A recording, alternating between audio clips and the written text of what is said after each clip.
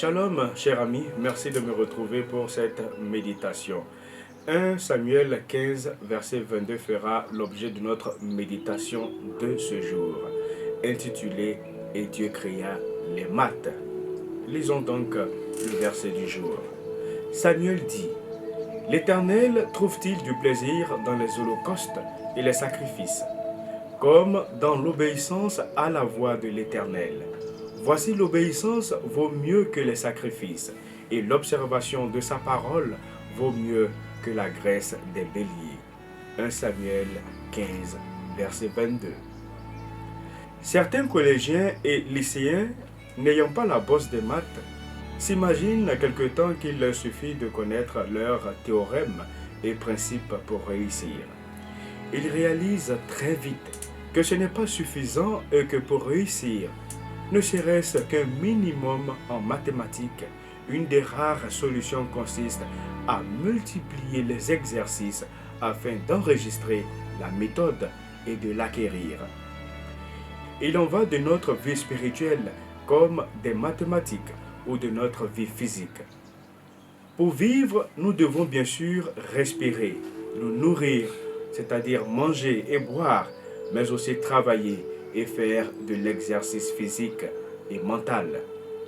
Si nous nous nourrissons mal, c'est-à-dire trop ou trop peu, notre organisme, constatant un excès ou un contrario, se sentant menacé de disette, va avoir tendance à stocker des réserves, c'est-à-dire des graisses, et va puiser dans les ressources disponibles, c'est-à-dire la masse musculaire. Nous ne parlons même pas des diverses carences. Par ailleurs, si nous ne faisons pas d'exercice physique, nos muscles s'affaiblissent et s'atrophient. De même, faute de stimuli peu nombreux, notre cerveau ne développe pas très vite ses capacités. Pour les plus jeunes, opère trop vite celles qu'il possède pour les adultes. Dans la vie spirituelle, pour paraphraser, selon une grande dame des États-Unis, c'est-à-dire selon Billy Graham, qui désignait ainsi Ellen White et la citait, la prière est la respiration de l'âme. Prier est donc essentiel pour vivre, mais se contenter de respirer et donc de prier nous permet de survivre, pas de pleinement vivre. Il nous faut aussi nous nourrir et donc étudier la parole de Dieu, qui constitue le pain de vie.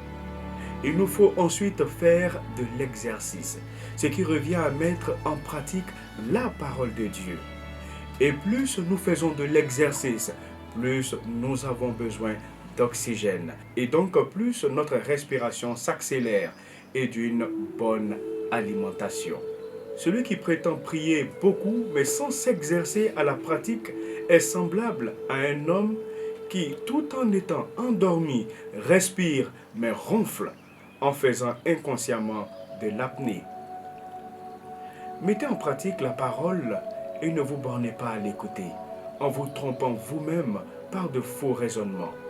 Si un frère ou une sœur sont nus et manquent de la nourriture de chaque jour, et que l'un d'entre vous leur dise « Allez en paix, chauffez-vous et rassasiez-vous », et que vous ne leur donniez pas ce qu'il est nécessaire au corps, à quoi cela sert-il? Il en est ainsi de la foi. Si elle n'a pas les œuvres, elle est morte en elle-même. Que Dieu vous bénisse.